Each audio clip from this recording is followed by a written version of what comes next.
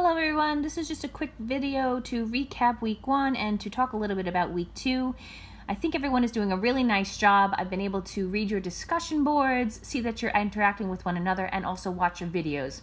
You should have accumulated about 13 points to date. If you're working ahead, you should have a few more points than that. If something was missing in your post, or maybe I couldn't see the video, it might have been set to private, I gave you partial credit, please take a look at the videos, make sure that you have them set so that people can watch them, and I'm happy to give you full credit once you submit them. So this past week, we completed 4 chapters. Next week, we have quite a few more chapters to do. You're going to submit a Sniffy and Fluffy, which is a children's story. Go ahead and Google Sniffy and Fluffy, look at the story, and then create your own version of it. This can be done anyway. You can just kind of tell a new version of the story or translate it to a different language. If you go to YouTube, you'll be able to see ones done by other students in other semesters. The other thing that you'll be doing is working on your informative speeches. There is a separate video, one for the informative speech and one for how to use a library databases. I would suggest watching them as well. But just to give you a little bit more information, where you're going to submit documents.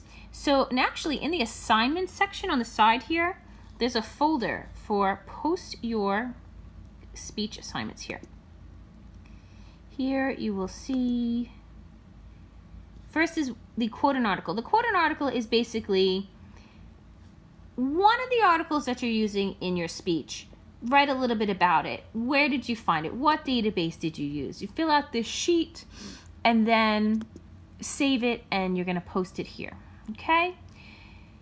This, again, you don't have to do it for every reference that you use. Just use one of them. Put it here. So your name, the article, what database you use, the search term, etc. Okay? The next thing is your outline. You're going to create your outline here and submit it here. I can't show you how to submit because I'm the instructor and I can't submit things here, but you'll click on here and submit it so that way I can watch or read them.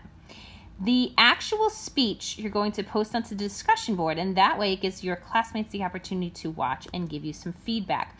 You're going to be required to give feedback to 2 presentations. Okay, so I would suggest watching all of them and then pick 2 of them that you really liked or that were really interesting or something that you want to talk about. You can write to that person. There's a list of what you have to do. So let's just go down here. We use the roller discussion boards. You guys are familiar with them. And again, I've graded a lot here. I'm just kind of chugging along. I grade about once a day, and I try to get as much done as possible so that we're both on track. So here's where you're going to post your informative speeches. Just send us a link.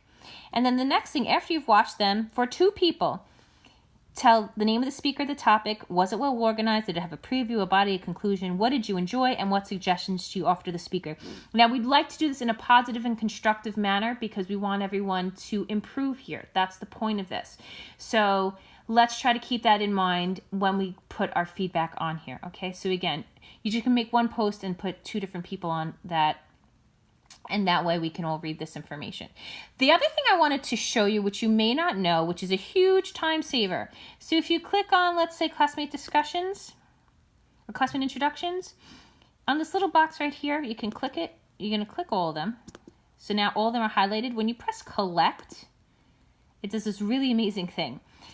It collects all of the data so you can see everyone's post on one page, which is a huge time saver, and it's very helpful. So that's an easier way to read the posts. So again, we have instructional videos. I'm going to put this video up here. Here's our course schedule. Here's everything that's due, when it's due this week. Here are some of the other videos that you may want to watch. And also in syllabus folder, in course documents, I posted a PowerPoint template to help you organize your speech. You do not have to use it, but it just matches the outline, so it may be something to help you when you're putting together your speech. So I hope that you have a good weekend and that you stay organized and on track. And again, please feel free to work ahead. That's really great.